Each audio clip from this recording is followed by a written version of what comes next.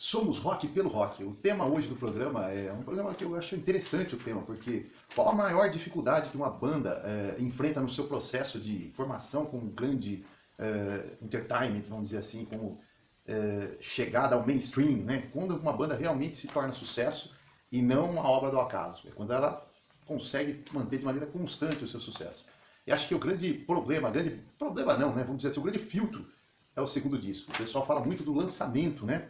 O lançamento é interessante porque ele mostra a cara da banda, mas muitas vezes o segundo disco vai dizer pra gente se a banda vai ser uma das grandes da história ou não.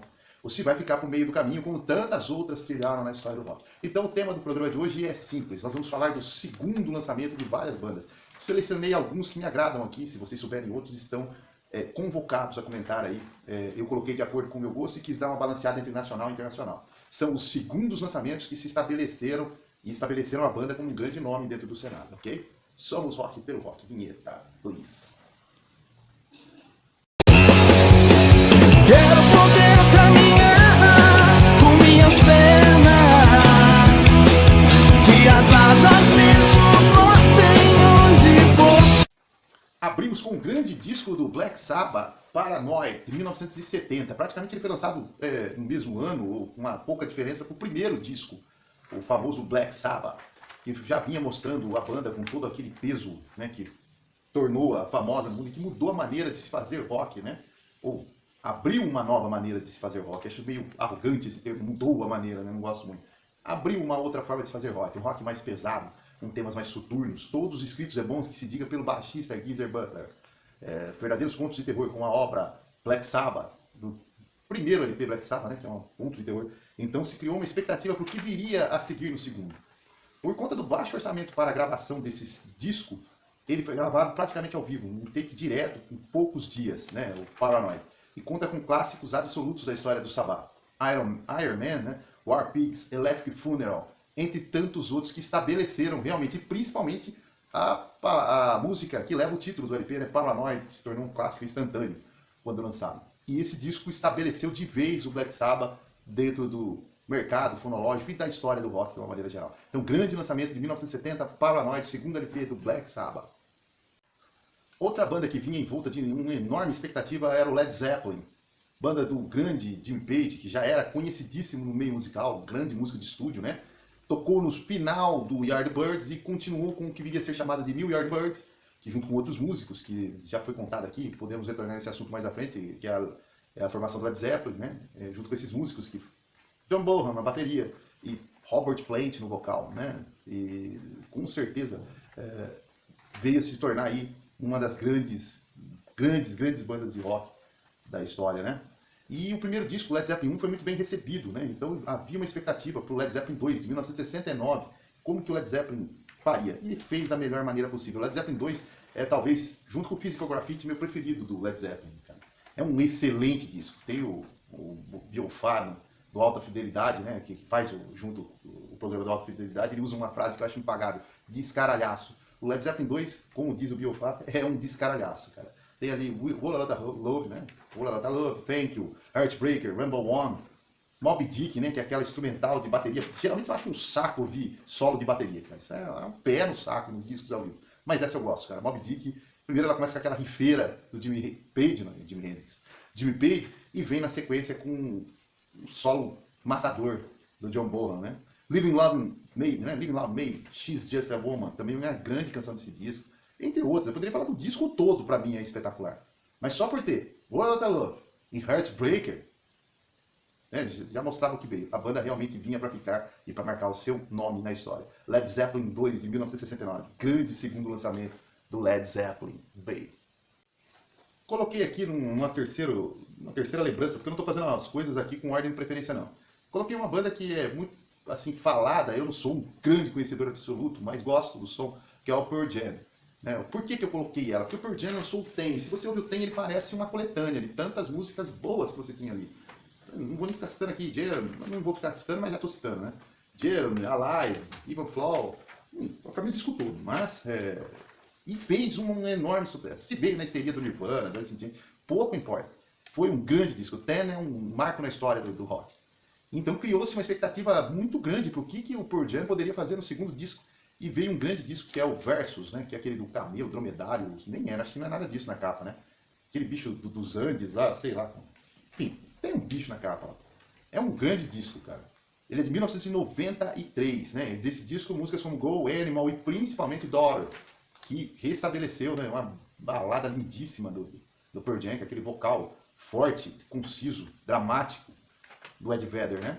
Então é um grande disco. Se não é melhor que o Tem, mas qual disco do Pearl Jam é melhor que o do Tem? Ele veio e tranquilizou os fãs. Essa banda vinha pra ficar. Versus Pearl Jam, 1993, grande segundo álbum. E abrindo aí a nossa lista o primeiro nacional aqui na minha lista, que eu anotei aqui, ó, porque a gente prepara isso aqui antes, que não pareça. O Passo do Lui, Paralamas, de 1984. É desse disco, as músicas Óculos, Meu Erro, Fui Eu, Romance Ideal, Assaltaram a Gramática. Enfim, parece coletânea também, né? O Passo do Lui, 1984. Paralamas já vinha, né, de uma boa repercussão com o primeiro disco. No segundo disco, havia para todas as bandas de rock nacional se seria uma coisa passageira, né? Aquele rock ali dos anos 80, ou viria para ficar. Discos como esse segundo disco do Paralamas mostraram que vinha para ficar, né? Esse disco é um espetáculo, um primor. Grandes clássicos do Paralamas, tocados até hoje no show deles, estão nesse disco. Quem não conhece tanta discografia, é possível que pense que se trata de uma coletânea, mas não é. Passo do Lui, Paralamas do Sucesso, grande segundo disco da banda. Valeu! E continuando aí na levada do nacional, nós temos os Titãs, grandes Titãs, que em 1984 lançaram o primeiro disco, né? E também nessa mesma coisa que eu estava falando do Paralamas aí, existia uma expectativa do que essas bandas poderiam proporcionar, né? E eles vieram com um segundo disco chamado Televisão. Meu disco preferido do Titãs é o Cabeça Dinossauro. Gosto muito também do Jesus Não Tem Dente no País dos Banguelas e o Blask do Blom. Gosto do Titanomaquia, que o pessoal não curte muito, mas eu gosto. Enfim, gosto de várias coisas, mas aqui no segundo disco fica aquela coisa, né? Aquilo que eu falei do filtro. Ou a banda decola ou não. Nesse caso, eles tiveram desse disco, por exemplo, a música Insensível, Não Vou Me Adaptar, a própria faixa título, né? Televisão. E a música Pra Dizer Adeus, que depois veio fazer muito mais sucesso no MTV acústico da banda. Mas ela é do segundo disco aqui, ó, do disco Televisão, que fortaleceu a banda no nome, no meio nacional aí como grande banda. Então, Titãs, Televisão, 1985, grande segundo disco da banda paulistana. Na sequência aí, o sexto escolhido que eu fiz aí, os segundos álbuns de cada banda, é o Metallica, Ride the Lightning, de 1984. Esse, com certeza, é o meu preferido, o segundo álbum do Metallica. Tem petardos como For Whom the Bell Tolls, a faixa título, né? Ride the Lightning, Fight Fire with Fire. Já começo do que viria a ser o álbum negro, lá, e aqui essa música já dava uma pitada de que o Metallica poderia se dar bem enveredando por esse caminho. Fade to Black, uma balada lindíssima, se é que pode ser chamada de balada, né? Porque depois ela vira uma rifeira do caramba, né? É um disco espetacular, um disco temático que fala muitas músicas sobre a pena de morte, especificamente na cadeira elétrica, né? Então é um disco muito legal, cara. Em 1984, estabelecia o Metallica, que vinha do Killer All, que foi um disco seminal, né? Assim, espetacular quando foi lançado, né? E também existia ali o que vem no segundo? Vem um petardo tão bom quanto, na minha opinião, melhor, porque é o meu gosto pessoal, né? Mas um excelente disco, que é o Ride the Lightning. Segundo disco do Metallica. Voltando ao nacional agora, mas com uma roupagem diferente. O nacional cantado em inglês, no estilo heavy melódico, o Angra. O Angra foi uma banda que surgiu ali nos primórdios dos anos 90, com um grande alarde, né? Com músicos espetaculares, como Kiko Loureiro, Rafael Bittencourt, né, na guitarra, né? O eterno mestre, maestro André Matos no vocal, Mariucci no baixo e a bateria, nessa época, se não me engano, Ricardo Confessori. Era uma grande banda, né? Era, não, ainda é, mas essa aqui foi o auge da banda, né? A formação original. Então, escolhi aqui para comentar o segundo disco, porque o primeiro é o Angels Cry, que eu não preciso dizer nada de como bom é esse disco. Ficava ali uma pulga atrás da orelha, né? Uma pulga atrás da orelha. O que viria depois de um disco tão bom? E veio um disco espetacular, né? O Holy Land, que é um disco muito brasileiro, né? Que fala das coisas do Brasil, do descobrimento do Brasil, calcado em coisas do século XVI, é primoroso no som, nas temáticas das letras, a capa é espetacular, enfim, é um discaço, ou um disco de primeira que você tem que ouvir, cara. Os brasileiros, brazuca fazendo metal melódico com conteúdo da melhor qualidade. Destaco as músicas Nothing to Say, Make Believe, Carolina 4, mas eu prefiro chamar de Carolina 4 porque fala do Brasil, e Holy Land, a Terra Sagrada. 1996, segundo disco da banda Angra, Holy Land. Quem nunca conviveu com a frase toca Raul? Toca Raul aí, toca Raul. Você pode tocar sertanejo, thrash metal, death metal, punk ou ter uma banda de jazz, vão pedir para você tocar, Raul, com certeza. Em parte por discos espetaculares como esse, o segundo do Raul, o Krieg Rabandolo, ou Krieg Rabandolo, como eu falava quando era mais moleque. Disco de 1973. Grandes clássicos. O primeiro disco do Raul era os 24 maiores sucessos da era do rock, né? E aí o segundo é o Krieg Rabandolo, né? Muita gente considera até o primeiro, mas na verdade é o segundo disco do Raul na cronologia. É desse disco petardos como Mosca na Sopa, Metamorfose Ambulante, Al Capone, Ouro de Tolo, entre outros. Esse disco está no imaginário popular de muita gente e estabeleceu o Raul como um certo messias errático do rock and roll nacional. Grande lançamento do Raulzito, segundo disco, Krieg Rabandolo, 1973.